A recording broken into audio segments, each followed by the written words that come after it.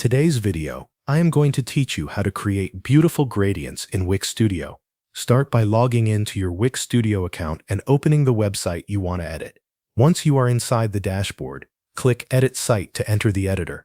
Next, select the section, container, button, or any other element where you want to apply the gradient. When the element is selected, look for the design icon in the floating toolbar. If you do not see everything you need there, you can also open the inspector to access more design settings. From the design settings, open the background fills options.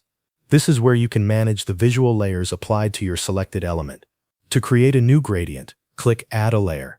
Once the new fill layer appears, click on it to open the fill picker. Inside the fill picker, switch to the Gradient tab.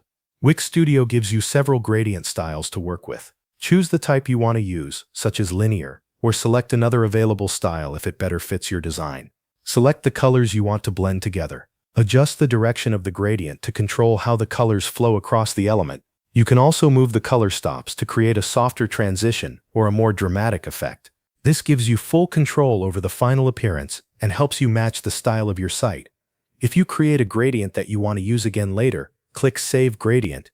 This is useful when you want to keep your branding consistent across different sections or design elements. Once the gradient looks the way you want, apply it to the element and continue customizing any other design settings if needed. You can repeat the same process on other sections, buttons, or containers throughout your website. When you are finished, click Preview to see how the gradient looks on your live page layout. This helps you confirm that the colors, direction, and overall effect appear the way you intended. If everything looks good, click Publish to make your changes live on your website.